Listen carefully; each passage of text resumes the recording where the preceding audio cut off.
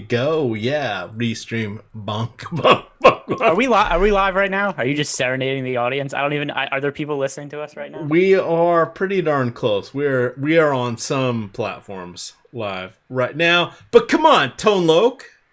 Loked After Dark, you might be aware of that. Oh gosh, you would have been like 4 when that came out. 2 I don't. maybe. I'm not sure. I don't know nothing. Don't know nothing. You don't know Tone Loke. Wild No, I have Thing? no clue. I have no clue. Oh, I know what Wild Thing is, but Funky Cole I don't. Medina? I don't know. More dated references, please. Off of the album Loked After Dark? No. This is unfamiliar. This is unfamiliar to me. This is painful for me, much like it is for our viewing audience. Here we go. We're live. Jordan Klein, normal producer behind the glass, was all excited for the reunion tour here of myself and one Greg Ehrenberg. You can find him at G Ehrenberg DFS on the Twitter sphere. And then I think he said, you know what, I'm going to go out with friends, or I'm going to have a couple beers, or I'm going to do something. He messaged me a couple hours ago. He's like, wait, can you produce EMac? I'm like, yes. Can you produce your show tonight? Yes. But I thought you were stepping in, Jordan. He said we were going to have so much fun, he wanted to be a part of it. And now he doesn't. So he wasn't on the schedule. Usually Sunday night you produce. I'm not supposed to be on Sunday, but I do Sunday night every week anyway. And so you were going to produce. Then he messaged us to say he was so excited for us to do a show together. He wanted to hang out. He was going to produce. And then right before we're about to start, he bailed. So not the case. No, which is fine. It's okay. That's why I have to produce. It's like there's 9 other producers, and then there's me, because I'm on the weekends, try to help out, do what I can, and make this a fun time for all of us, but give everybody a little bit of a breather. Key things we want to know tonight: the Masters concluded. All that money's floating out there. There is $1 million top prize on DraftKings for the Showdown slate tonight. No pressure for us, Greg. We have all sorts of shows starting tomorrow, Monday morning. We've got the serious stuff with the review with Laffy. You've got Josh Engelman, and you've got Adam Scherer. We've got injuries today. We have been kicked in the teeth. As long as you have played Mike Davis, what's going on right now, Greg? It's just like a confusing situation here. Despite us having 52 minutes until kickoff, we've got time. We're just gonna let people gather. What the hell happened today? I mean, Devontae Adams disappointed. Like, did anybody make anyone happy in the 5-game early slate and the 6-game late slate, main slate? Off the charts. What are we doing here, Greg? Yeah, well, I mean, the one thing that happened was there was a lot of bad weather on the slate, which will sometimes lead to a little bit of randomness. I mean, Devontae Adams relative to the slate, like I was pretty excited that I didn't have that much exposure to him earlier in the day, and then everybody kind of sucked throughout the day anyway, so it didn't really matter all that much. But with that said, I thought this was going to be a really terrible slate for me, but Stephon Diggs just caught a late touchdown. I looked at it, and I'm getting back like 85% of my entries, which I just assumed I was going to get back like 10% of them earlier in the day because it was, like you said, just a lot of players not playing well. But when it's kind of universal and all of the players suck, it's kind of the same for everybody. All right. Did you see my eyebrows just raised? Somehow, I have 1,400 in play, winning $1,972 with 17 cents. Thank you, DK. Hold, there you please. Go. I'll take the $500. Hold, there you go. Please. Definitely better than losing. And it's one of those things too, where a lot of slates where it will feel like the slate sucks because a lot of the players you like don't play well. But when it's universal, it's all kind of relative to the field. Like last I looked, Mike Davis was in the winning lineup in the Millie Maker on FanDuel. I don't know if that's still the case. It probably hasn't because people have scored points since we started doing this. But yeah, he was in the first place lineup when we were before we got on. Yeah, and that's the key to remember. We have a lot of things going on here. Speaking of going on here, the people at my house wanted a shout out, Kyle. We are doing Craftapalooza. That's not my name. Oh, damn it, Kyle. It's Greg. Yes, yeah, so Kyle. You call me Kyle before we started also, which I'm a little offended by. I have no man bun. Am I up? There's a Am lot I going up to wrong. 3 yet? No, this is supposed to be. Well, I wasn't supposed to produce and do all this other stuff behind the scenes, and I'm trying to get everything going on here. So I'm just throwing out word salads. That's what it might be. So, Greg, we have Craftapalooza going on at my house right now. My wife had 3 other friends join us, socially distanced.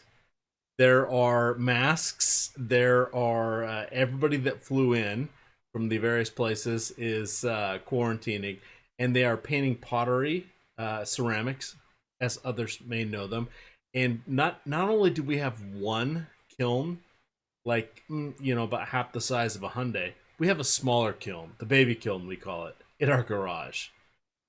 Yeah, as I was saying to you before we did the show, I'm never getting married. Yeah. It's not for me. There's never going to be a point where there's a kiln in my garage. I don't know what else to say at this point, but hey, I love my wife. She's awesome.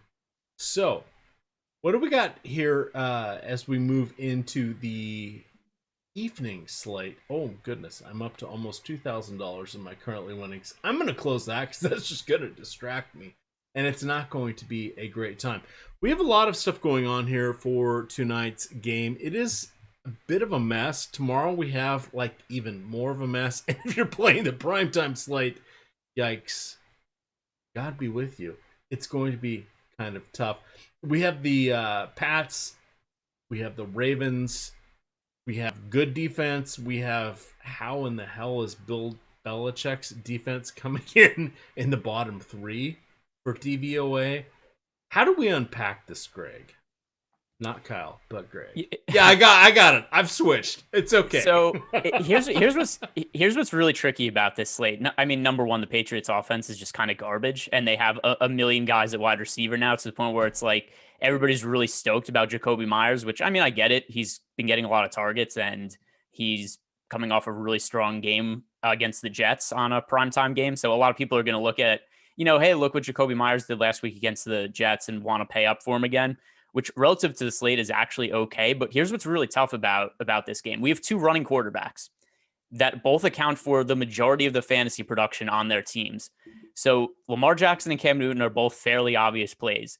Beyond them, the skill position players on both these teams, none of them really do all that much. And we have gotten some decent production out of guys like J.K. Dobbins for the Ravens recently, but now we have Mark Ingram back in the mix. So now we've got all of these running back options to choose from for the Ravens, and it's probably going to be spread out. I think almost all these guys are overpriced. And then if you look at the Patriots backfield, as per usual, as is tradition, there's a million running backs in the Patriots backfield. We never know which one of them is going to be the guy on a night-to-night basis. So it's kind of Lamar Jackson and Cam Newton are the 2 guys that we could feel comfortable with, and maybe not even that much for Cam Newton because he's been terrible as of late. And then beyond that, it's going to be really difficult to nail down the fantasy production for skill players.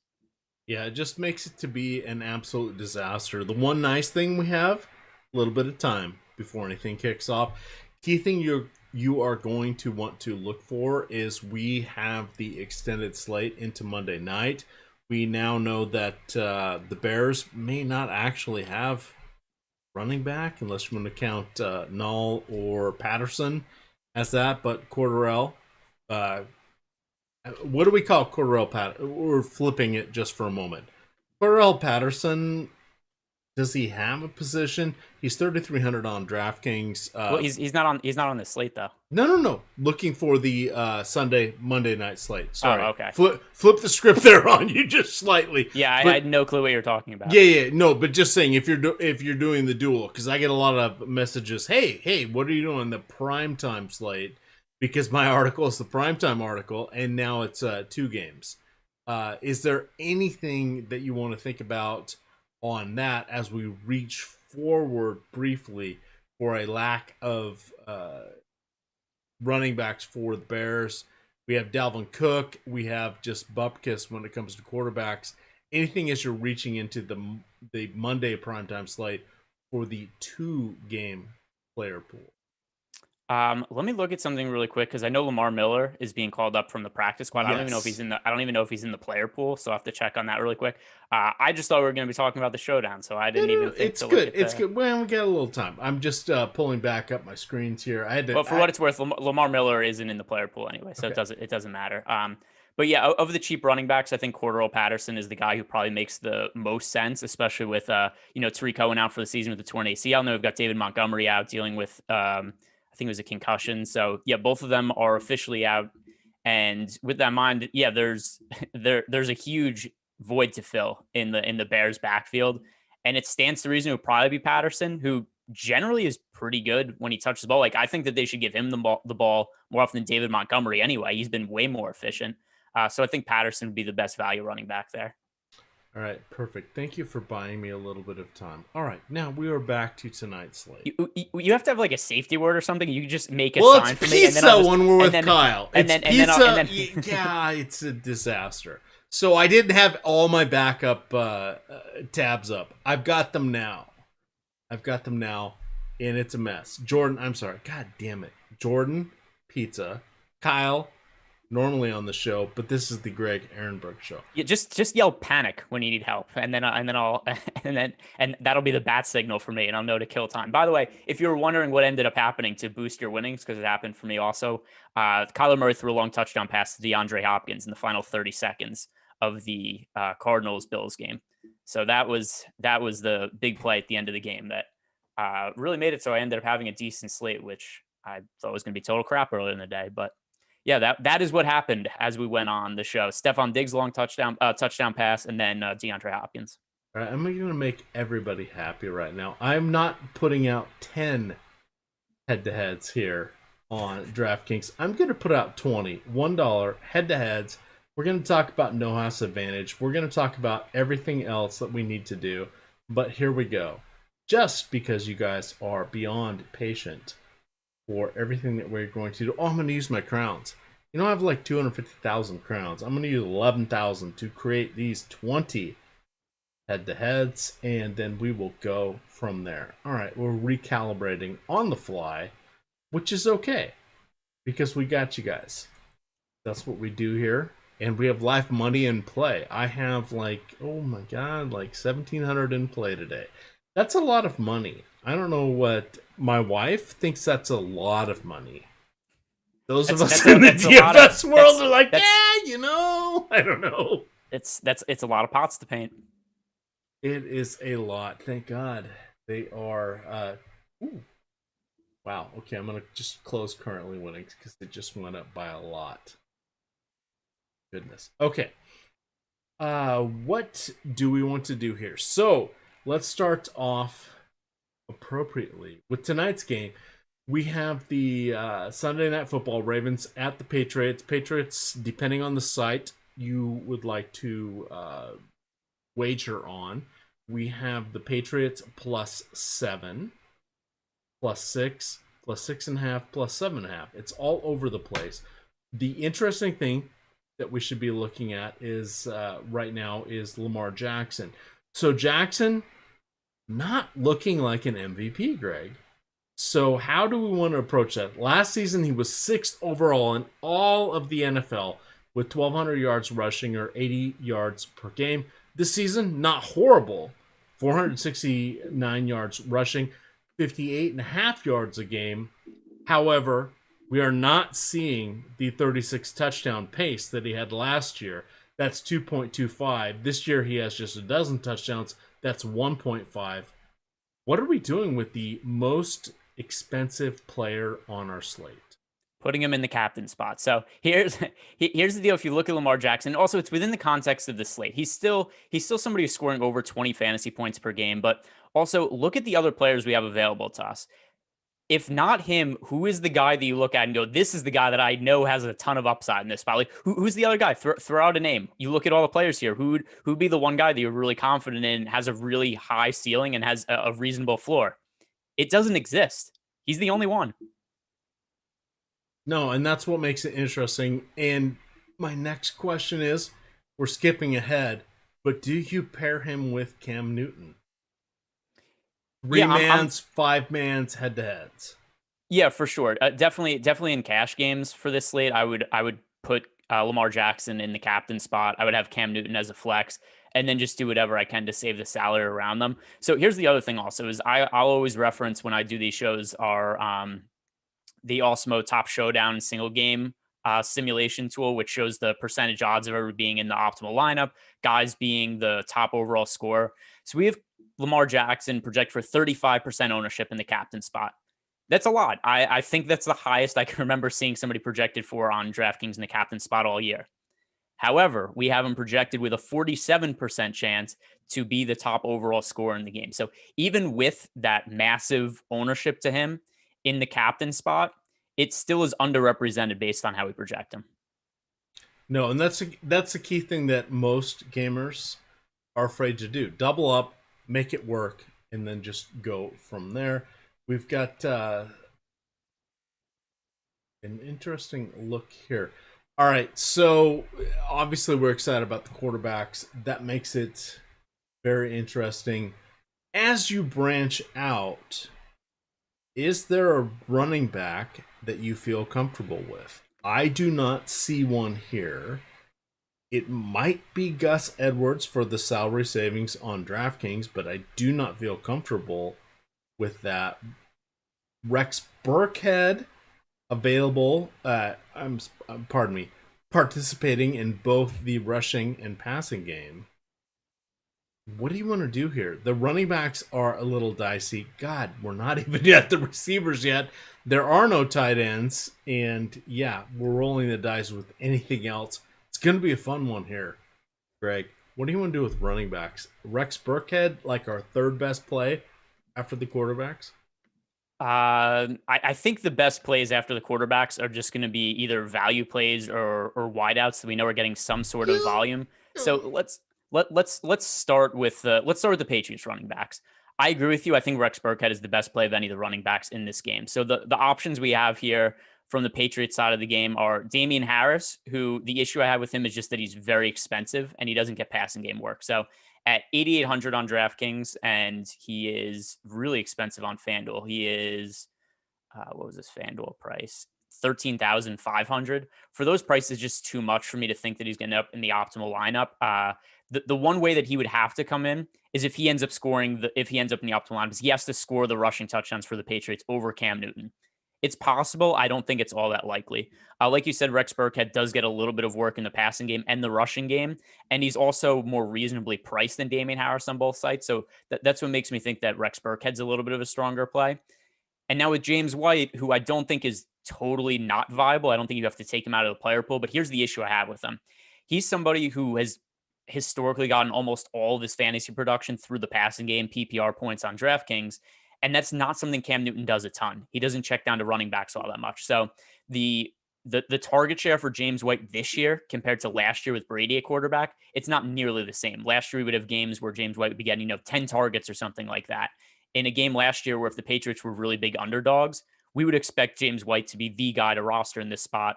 Hard to feel that way with him, with Cam Newton at quarterback, because the passing game work just hasn't really been there for him. So does that all make sense? Is there anybody you think is way different than me? Do you look at Damian Harris and be like, that's somebody you definitely want to roster from the Patriots? No, and at his price point, I'm trying to stay away from it. And I'm laughing my ass off at chat saying, I am blitzed, I am gonzo, I am destroyed. Yeah, I wish I was. He's got women crocheting in his house behind him. No, I've got to make a run to the airport here to drop some people off in about 45 minutes. Oh, chat, I wish I was boozed, but not happening at the moment. That would be a really good way to get out of driving people to the airport. Just be like, I didn't realize, I forgot, and I drank on my show, and there's nothing I can do. I can't drive now. Figure it out. Yeah, I've been told many times that is not going to be an acceptable answer today, which is unfortunate, which is why I'm producing for Jordan Klein tonight, because hey, teetotaling, sometimes that happens. All right, moving on to some of our funner stuff here. We're gonna kind of bounce around. We still have 40 minutes, gamers. That is a lot of time. Talk to me about Jacoby Myers here. showed out like nobody believed he would, even his backers on Monday night. That was amazing. We're looking at what is basically an all-star lineup here for the Baltimore backfield or defensive backfield. It's these guys. We're looking at 3 all-stars. I did not pull up the active list. I'm assuming Jimmy Smith's still out, but still a solid squad here. What do you got here for the Patriots passing attack? Yeah, I mean, for sure, if you're going to spend up for wide receiver, it makes sense. It's a little weird that he's actually cheaper than Marquise Brown. Marquise Brown obviously is massive upside, and I think you could make the case that he has more upside than Jacoby Myers should everything go right for Hollywood Brown. But with that said, look at the targets for Jacoby Myers over the last couple of games. 14 last week against the Jets in prime time, and 10 the week before against the Bills. So considering that he's clearly the number one guy for Cam Newton right now, and a lot of that's due with Julian Edelman going down because of injury, Jacoby Myers getting more playing time now, bigger target share. With all that considered, I think that Jacoby Myers is the wideout that you want to roster above everybody else. And Hollywood Brown is okay as a pivot. We actually do have Brown with a better chance of being in the optimal lineup than Myers by a slight hair and coming in at less ownership. So that's something else to consider also. All right, I'm trying to call up the Patriots inactives. Got to spell that right. Obviously, no Stephon Gilmore. Hoyer's out. Yeah, got to know which backup quarterback to roster there. No Hoyer. Well, the most recognizable name, Isaiah Mack, not the Isaiah we are looking for. Nothing exciting on that one. Anything else you want to hammer home from the Patriots? Just Belichick is just it feels like he is just tweaking us at this point. Yeah, so I mean, if we're going to look at the Patriot as a whole, Nick Folk, I think is viable as a kicker. I think the Patriots are going to have a tough time scoring touchdowns. They could have drives that stall out, and we see Folk make a few field goals that happened to them last week, even against the Jets. In terms of cheaper guys, it's really slim pickings. There's not one guy that I look to and just and go like, oh, I definitely feel confident in him. If you want to take a shot on Isaiah Ford, maybe the Patriots did just trade for him, so we haven't really seen what his role is going to be with the team. I tend to think it's going to be non-existent. But if you want to take a stab at somebody who nobody in the field is going to be on, there's an unknown factor there just because we haven't seen what he's going to be like with the Patriots. So maybe that would be somebody that you could look as a really deep GPP play. Personally, I'm way more looking to roster players from the Ravens side of the game than I am the Patriots side of the game. All right, then let's clean up the Patriots here. My whole point on Isaiah Ford, I said that is most likely going to affect Amari Bird, which is not going to affect Myers here. But I said with Ford coming in, it could cost him a couple of targets. Gunnar Olszewski had 3 carries in his last appearance, which was like 3 times what anybody thought. 1 target. Not exciting. Julian Edelman still out. Ryan Izzo was the only active tight end on Monday. He was in Monday Night Football. He was on the field for 94% of the snaps. Dalton Keene was out in that last one. Combined, they have 16 total targets for the season, which averages out to 2 per week. Not exciting. I can understand getting to Izzo on DraftKings just for that savings, but does not feel good. Anything else here from the skill position players for the Patriots? No, like I said, I think that it makes way more sense to load up on the Ravens side of the game than the Patriots side of the game.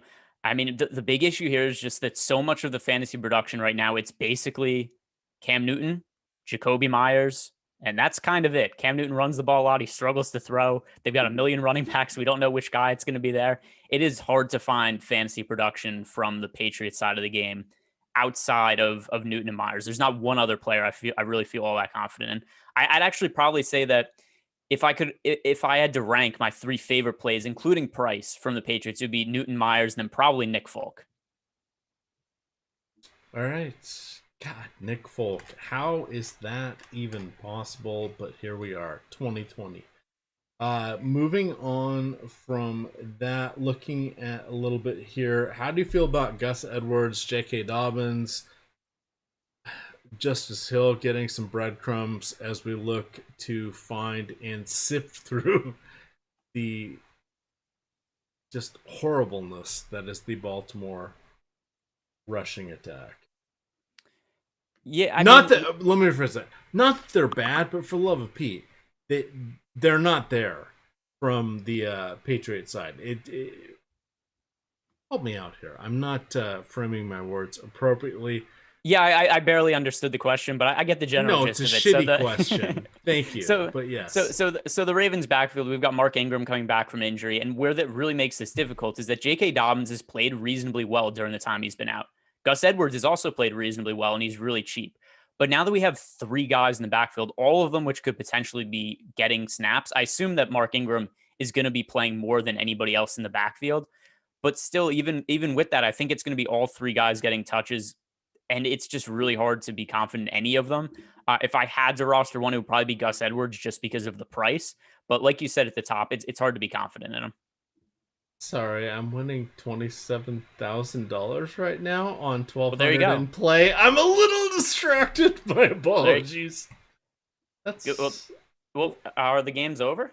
No, but I'm waiting for some stat corrections. These are some winner take alls and a little bit of a mess. So the games are over. God, I'm afraid to hit. Oh, so can we sweat stat corrections with EMac? Oh God. Okay. What are you waiting to hit? I'm just now hitting refresh. I have. What if it goes up? Oh goodness, no! Shit. What happened? I don't know. I don't think I had hit refresh on that window. I am up $2,500 right now on 1,400 in play. Not exciting. It's still a winning slate. Well, two of these are winner take alls. So, assuming there are no stat corrections, it's party time in EMac Town. Until then, we're going to have to wait and see. So, now that we know that is not going to be anything that we are going to be seeing on this show, we have 12. We are at an 8:20 kickoff. Am I correct? Yes. We have plenty of time. Dude, we got all the time. Minutes. We have 32 minutes. We could sit here for 15 minutes just watching you hit refresh on your computer, and we could figure out how much money did EMac win on Sunday Football. Yeah, let's not do that. Yeah, let's do that. That's all the listeners want.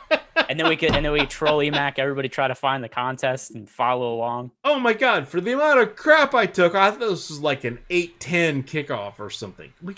We have time now. Let's focus on this. We're going to talk about no hassle. Wait! You're telling me to focus? I mean, go ahead, do your reads, but no, not you, the loyal viewer. No, but I want to know how. I heard briefly on Live Before Lock as I'm getting my cough drop here, and the cough button going on. What did you do with Mike Davis? Were you really 100%? Not only was I 100% on, I was 100% on DraftKings, not FanDuel though. Because of the last Hopkins touchdown, I ended up profiting on DraftKings, even with the 100% Mike Davis. But yeah, I had Mike Davis in 100% of my lineups on DraftKings. I didn't on FanDuel because the difference in PPR scoring. So I had Mike Davis in more than half my lineups, but not all of them. But I ended up doing well on both sites, courtesy of the late flurry by Stephon Diggs and DeAndre Hopkins. All right, and I just realized I muted myself, but I didn't mute myself, so you all got to hear me cough. We got to hear half a cough. Well, there are many cough drops, and yeah, just hold tight, gamers. Hold tight. We've got this. All right, as we maneuver ourselves into the next game here, pardon me, not the next game, but let's look at the running game with regards to the Patriots. Can we trust anything? Which is hard to go. So Rex Burkhead on DK is where I'm going with all of this. Not happy with anything else. I feel like a fish. I'm going to be okay with being a fish. But Damian Harris, while he gets the carries when he's on the field, I just do not realize what he is going to be performing for with regards to the DFS spectrum. That was a bunch of word salad. Sorry. Trying to get back here. Talk to me about the Patriots running backs. You are aware we talked about the Patriots running backs about 5 minutes I ago. know. I'm just now I've lost. I clicked on the wrong button. Jordan Klein, pizza, safe word, pizza. Now you guys all know that is what we're doing. God damn it! Why are you not here? Okay, let's get some. How about we get some of the questions out of the chat here? Yeah, that works for me. Good God, I'm horrible. Delete me, everybody. Delete me. All right, guys. So here's if you're watching on YouTube right now, or if you're listening in our customer Slack chat, help EMac out. He's distracted. He won a bunch of money playing DFS. Maybe he's trying to produce the show right now. There's a lot going on. So ask us some questions. Give EMac a helping hand, or just throw in some comments about EMac, and I could read them on the show also. This is like the worst possible moment I've had. While I'm winning, I'm losing. And I know Tom and Alex are watching, and this is not going to be good for me when they mention this. Come on. Help me All out. right. Let's see. Delete EMac. I'm eating a lot of pizza. He's butter. Yeah, this is like worst moment. I've done over 2,000 shows and podcasts. This probably bottom 5, which is pretty bleeping hard to do. Well, I'm happy to bear witness. And imagine the disappointment of Jordan when he finds out that he was not here for the show. I did see a question come across that I think is a legitimate one. Somebody asked about Duvernay as a value play, who I actually think is one of the better value plays in this game. Cheap wide receiver for the Ravens. Min price on DraftKings, min price on FanDuel. So here's the one concern with Duvernay. It's more than a little concern, actually. Last week, he got no targets, but it was his first game all season without any targets. Generally, we could count on him for about 3 or 4 targets. And given how difficult it is to find value on this slate and how much I also really want to pay up for the 2 quarterbacks and Lamar Jackson and Cam Newton, that's why I'm okay with the little bit of risk involved with Devin Duvernay. Like I said, no targets last week, but it was his only game of the season that he wasn't targeted. Generally, we could count on him for 3 or 4 targets. If he just falls in a couple of those, it probably makes him one of the better value plays on the slate. And that's probably what we really need to be able to fit in both the quarterbacks. Yeah, I'm getting a lot of nice DMs. We'll get to those in a moment. Here is a paid message here from The Game is Rigged. Projections for Andrews and Boykins. So let's look at those. So full PPR, my thought would be to look to Andrews. If you're going to be rolling the dice, then that should be Boykins, especially on touchdown heavy sites, FanDuel. So we see targets concentrated quite a bit here for the Baltimore Ravens, and it's just going to be a little bit of a disaster trying to pick anyone. This feels like a tournament play, so I'm good with Andrews. DK, my choice would be Boykins. FanDuel, do you have a difference of opinion? Could you read the question one more time? Projections for Andrews and Boykins. I'm trying to flesh it out just a touch. Yeah, so I think that in between Boykins and Duvernay, it's pretty difficult to differentiate the two. So I lean towards Duvernay just because of the lower stat. Andrews, not Duvernay. Andrews. No, but he said Boykins, right? Yes. Oh, thank you. Yeah, sorry, we're crossing wires. Again, all right, so starting you drive the show. It's your show. Come on. I think that people in the chat would definitely call us the EMac show if it had to be labeled anything.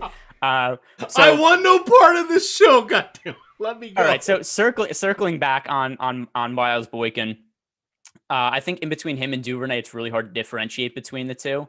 So I lean towards Duvernay just because of the cheaper price tag. The other thing to consider also is that Boykin only played, I think off the top of my head, it was either 36 or 39% of the snaps last week, but that was his lowest snap percentage of the entire year. So with that considered, I lean a little bit towards Duvernay. I don't have an issue with going Boykin instead of Duvernay, but I'm going to lean a little bit towards him just because he's cheaper. That is Duvernay. In terms of Mark Andrews, The issue I have with him is that he's very touchdown or bust. So at 7,600, he's kind of in no man's land because I'm really looking to make these lineups more stars and scrubs type builds. So Lamar Jackson, Cam Newton, and then it's hard to fit in somebody like Mark Andrews just because of where he's priced. So he's not really making the cut for me in terms of guys that I'm prioritizing. All right. Let's see here. We have some lot of fun at my expense. Absolutely. Come on. Guys, it just happens this way. What contest did EMac cash in? Well, we're going to find out here shortly. EMac doesn't know anything right now. No, because I keep looking and I'm now up 3,000, and this is one of those things where I don't play. I had probably 1,700 total in play today for NFL, and that was split about a third in what we would call cash games. That was a third in normal size contests, which for me is anybody with 1,000 or less entries. And then it was a third in some other stuff. My highest, I had one entry in the Millie Maker. I had a couple other single entry and 3max stuff in $10 and above. And that was it. So for me, what a lot of times people are like, oh, you don't play this, you don't do this. I have made money every year, save for 2. And I have been doing this for, let's see, June of 2011, I believe. So we're approaching 10 years here. And I have played fantasy, baseball, basketball, and NFL. Baseball, basketball for 30 years plus. That is 3-0. For NFL, it has been 25. Why is it different? Didn't have enough people to form a league. Why was that? Because we did not have the internet when I started playing this. So, just saying, guys, seen a lot, been around, know how to keep the bankroll and keep the powder dry, and jump in when the time happens. And that's the key here. Greg here, what do you want to talk about? Let's see, we got 22 minutes. We're going to recalibrate here in a moment. What do you want to talk about here with anything in regards to the 2-game slate tonight and tomorrow? We have an absolute cherry spot for Minnesota. Difficult lineup, or probably difficult matchup here for the Vikings. However, Dalvin Cook, 25 plus touches in 4 of the last 5 weeks. Feels like we want to lock things around him. I'm going to be resetting my windows here. Can you help me out, please? Yeah, so I'm going to answer some people's questions because I don't even know what it was you just asked me. Dalvin, there's one game tonight, but yes, there is also a game being played I have 2 windows and they're frozen right now. This is like the worst. Jordan, where the hell are you, Jordan? This is like the worst possible moment. All right, so let's start with what we haven't talked about yet from the Ravens side of the game. Marquis Hollywood Brown, he is at 10,000 on DraftKings in the flex. On FanDuel, he's priced at 11,000. I slightly prefer Jacoby Myers at a similar price point. However, I do think it's interesting the upside of Hollywood Brown and that he's coming in at slightly less ownership. I think both of them are viable, though. Some of the other pass catching options here on the Ravens, I talked about Duvernay being a solid value play. I think that he is definitely viable just because I'm looking to go stars and scrubs on this slate. I talked about Mark Andrews a little bit before, but there's still a lot of people asking questions about him. I wouldn't say that you can't play Mark Andrews, but the issue I have with him is just where he's priced. It makes it pretty hard to go Cam Newton, Lamar Jackson, and then one of Jacoby Myers and Marquise Brown. To me, those are higher priority plays than Mark Andrews, and then just going with some of the really cheap guys also. I do think this is a pretty good spot for the Ravens defense. I saw a couple people mention them in the chat. We have them projected actually to be the third most likely, do we call him a player? The third most likely player to be in the optimal lineup. We actually have him with a 40% chance to end up in the optimal spot for the DraftKings Showdown slate. So it's Cam Newton 1. Lamar Jackson 1, Cam Newton 2, then the Ravens defense 3. And I think that also just speaks to how hard it could be to get production out of some of the skill position players on both sides of the game. It's not necessarily that the Ravens are likely to score 15 to 20 fantasy points or something like that. It's just more in line of it's really hard to get reasonable production, predictable production out of these skill players, given how spread the ball is going to be and how much both the quarterbacks run in this game. All right. Are you ready, Greg? This is it. The only window that is not frozen is the minor one where I can see you right now. Good. That is what you want to look at. If there's one thing you want to be looking at right now, it's my face. That is my gift to you. This is like the worst, most absolute disaster of the show we could ever have. Here we are. Everybody's just, I get it. Yeah, not working. I can't do anything. Every window is frozen with the exception of basically a driver's license sized thing on my giant large screen monitor of me and Greg. This is it. Oh, goodness. All right, so I'm gonna keep taking some questions here. We've gone through. Thank you. I'm frozen. I literally cannot do anything else if I wanted to. This is an absolute disaster of a show. Thank you. Run with it, my friend. Run with it, because the problem is I'm producing. It's frozen everything. If I click on anything to make it go away, there is no show. Yeah. So here's the deal. I am. I definitely like to see you writhe a little bit. But I think we've hit our breaking point for this program. So I will definitely help you out a little bit here. As much as to me, I would think it would be funny to just kind of to just kind of put. Well, you I can on always the push the button. That is the key, and it all goes away. But for the fans, for the audience, all right. So rise above. So we've got a question here. Somebody asking, who do I prefer between N'Keal Harry and Gus Edwards? That is really tough. I don't think either of them are overly strong plays. The other thing to consider here with the Patriots also, and somebody asked about this in the chat also, and we talked about it earlier before, is Isaiah Ford going to be active tonight? And the answer to that is yes, Isaiah Ford is going to be active. And if we talk about what the impact of him playing is going to be, number one, the targets are just a little bit more spread out amongst the Patriots receivers. And then there's also probably less snaps to play for somebody if Isaiah Ford plays.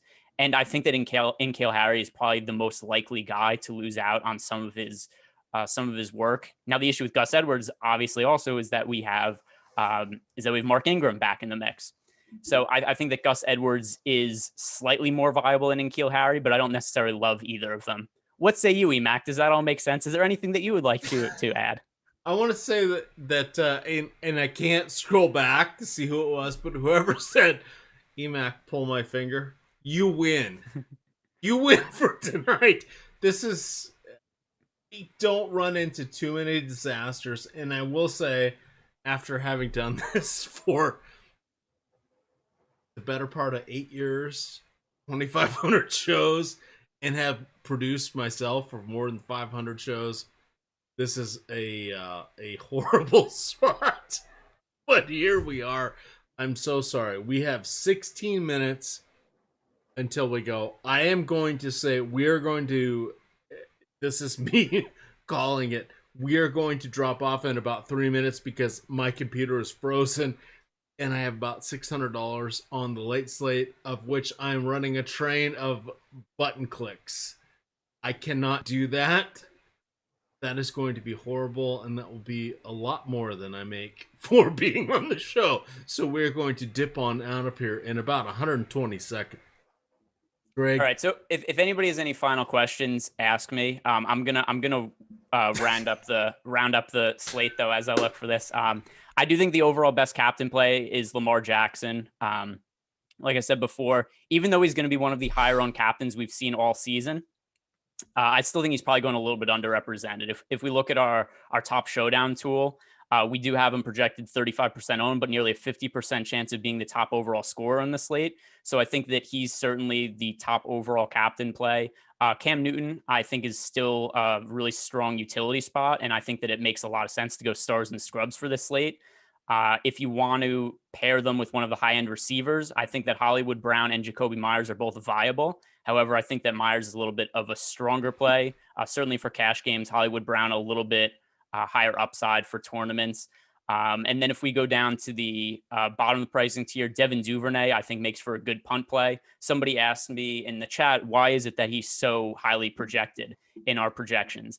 And it has more to do with a points per dollar perspective. It's not like anybody thinks Devin Duvernay is going to go out and score 15 fantasy points or anything like that. It is just more to do with it's really hard to find cheap, viable plays on this slate. Devin Duvernay is min price. He's generally somebody who gets 3 or 4 targets. And the reality is if he catches 2 passes for 25 yards or something like that, it's going to make him a pretty strong value option.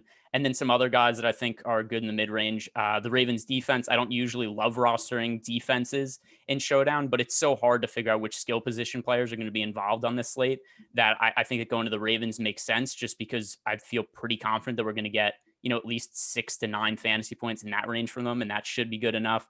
I think the kickers are also both in play in this spot because, like I said, when it's hard to figure out what to make of the skill position players, this could be one of those spots where getting those, 8 to 10 points from kickers makes for GPP winning plays. All right. Well, thank you, Greg, for being such a sport on this. My apologies. I'm sitting here basically on my hands. I can't do anything, guys. This is just an absolute disaster. My apologies. Everything froze on my end. This one's on me. And do not take this out on anyone else. If you want to beat somebody up, go ahead. It's your old pal. I appreciate everybody. We're going to be on again tomorrow. We're lighting it all up as Adam, Josh, and Laffy look ahead or look behind with the rewind. And then we are taking off for the rest of the week with NFL coverage. Thank you so much for everybody tuning in. Again, my sincere apologies. Looks like my computer crapped out. This one is all on